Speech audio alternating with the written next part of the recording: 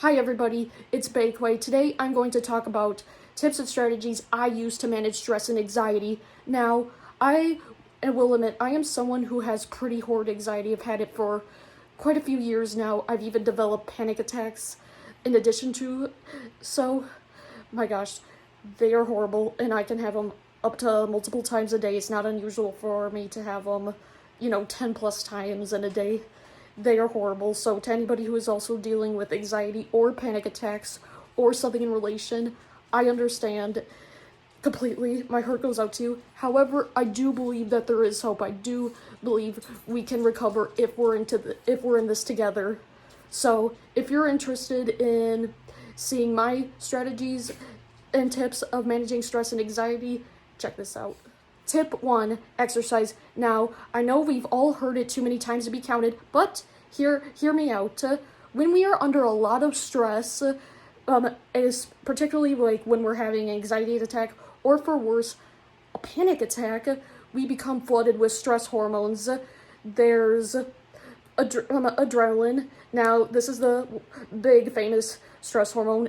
This is what gets our heart racing, our blood flowing to our extremities and all our primary muscle groups. And then there's also the second famous stress hormone, which is known as cortisol. Now, cortisol does things like make sugars exchangeable to our muscles, but this is also what suppresses our immune system and puts the cell turnover processes on the back burner. In contrast to adrenaline, cortisol has a long half-life. This makes it stick around in the body. So if you are under frequent daily stress, this makes it really easy for cortisol to stay elevated all day long.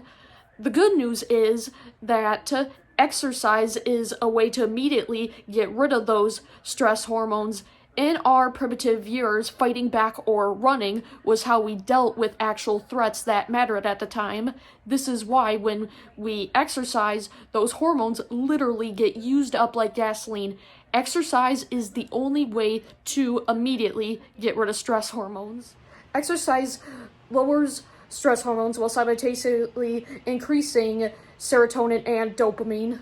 I really like doing alternating brisk walking and running on the treadmill. To get the full benefit of any cardiovascular exercise, including the stress-lowering benefit, it's best to go for 30 minutes. As previously depicted, the stress hormones present in the body get used up for fuel during the workout. Stress hormones get burned away exclusively during physical excursion. Key point: increasing duration is not the same as increasing intensity, so what I do is I start by running for as long as I can, and then, when I can't run anymore, I switch it to a brisk walk. I continuously do that in an alternating pattern for 30 minutes, improving endurance by increasing the amount of time spent running in between the brisk walking sessions week by week. So you kind of have to play around to know how much intensity you can handle. So if you can't run at all, then brisk walk. Then when you can't brisk walk anymore, then regular walk while you're breaking from the brisk walk, and so on. But you do have to get to the 30-minute mark to get the full benefit, including the stress-relieving benefit. You don't have to go fast the whole time, you just have to go. Tip 2, deep breathing exercise. I like to do what's called the 4-7-8 breathing exercise. It's practiced by inhaling through the nose on the count of 4, holding the breath for 7 seconds, exhaling slowly for 8 seconds. Tip: rather than just saying the number in your head, say the number in your head while visualizing it at the same time. Focus on syncing your inhales, breath holding, and exhales to the number slideshows in your head. I find that doing this, rather than just counting and breathing, makes it harder for my mind to wander. Even if it does wander, just gently tell yourself it's okay in a calm voice and keep going back to the syncing of your breath to the number slideshows in your head.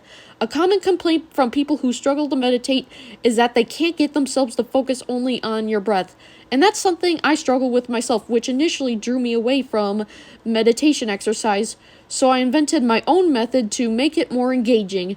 You're not just focusing on breath here, but rather focusing on syncing your inhales, breath pauses, and exhales to a number slideshow that makes your breathing pattern induce a parasympathetic nervous system response. Now, tip number 3 is mindfulness. Now, there's the famous mindfulness exercise of naming 5 things you can touch, 4 things you can see, 3 things you can hear, 2 things you can smell, and 1 thing you can taste. That's one method of practicing mindfulness. However, another strategy that I use is talking out what I'm doing in my head while I'm doing it. I am brushing my hair. Feel the air go by my head as it's being detangled. Feel the sensation of the hairbrush handle. Smooth with a little groove. I'm now approaching where my hair supplies are. The little hair supplies basket is right there on the lower right part of the counter. Hair supplies basket. I have the hairbrush in my hand about to place it. My hairbrush is now on the left side of my hair supplies basket on the lower right part of the counter. I have now completed my hairstyling for the day. Now ready to get on with my other plans for the day. The trick here is to be more mindful, and talking out what you're doing helps. Or I will mentally talk out all that I'm doing for, let's say, to get a drink of water. I will mentally tell myself, okay, I am now stood up. I am now walking towards the door. My hand is now on the doorknob. I am now turning the doorknob. I am now opening the door. I am now exiting the door. I am now in the hallway. I am now in the middle of the hallway. I'm now almost out of the hallway. There's the kitchen table. There's the counter. There's the cup cabinet. My hand is now on that doorknob. I am now about to get a cup. The cup is now in my hand. I am now walking towards the fridge. I am now pressing on the tab. Water is now being poured into my cup.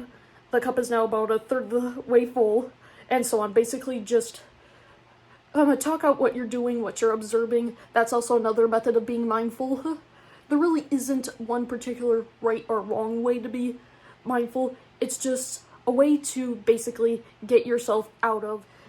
Tip 4, look for outlets for your anxious thoughts. I used to go to formal counseling. I found that, getting my suppressed thoughts out to someone helped make them seem less intimidating for me. Eventually, I just couldn't go through it.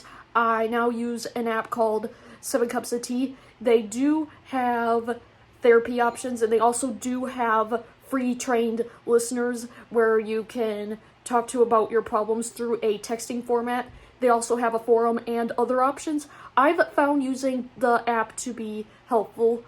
There are other apps, though, that are similar to this, and other websites I've heard that are similar to this.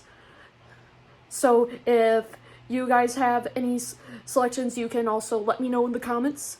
Tip 5, name it to tame it. Now, it's easy to get caught in the undertow of the whirlwind of anxious thoughts. I understand. But how often do you actually, take a step back and just hear and observe your thoughts as if you were a third person entity, just listening into observing your own thoughts rather than being the one who's generating them yourself?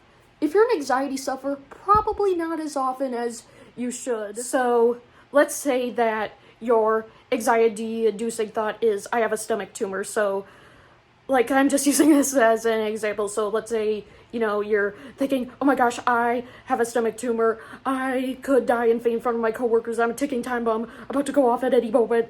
Rather than letting yourself just be caught in that undertow, in the whirlwind of anxiety-inducing thoughts, rather than just letting yourself be stuck in that current, perhaps just say to yourself, I'm having a thought that I'm having a stomach tumor, because, so basically naming it as a thought, it basically just helps get you to break out of that cycle and basically get you to understand that your thoughts are just that, thoughts. They aren't what is making everything in your environment out to be as it is. Or another example would be, let's say you're worried that your friend hates you rather than just, letting yourself be in that repetitive thinking pattern of, my friend hates me. Perhaps just say to yourself, I'm having a thought that my friend hates me, because it is just that thought. So that would be my tips and strategies that I had to share with you today. Now, I get it, anxiety just sucks. So hopefully we can use these strategies to beat it together, because although it sucks, I do believe that recovery is possible, and that is what I am currently in the process of trying to achieve right now. We're in this together, so if you have other strategies, don't hesitate to let me know in the comments. Bye.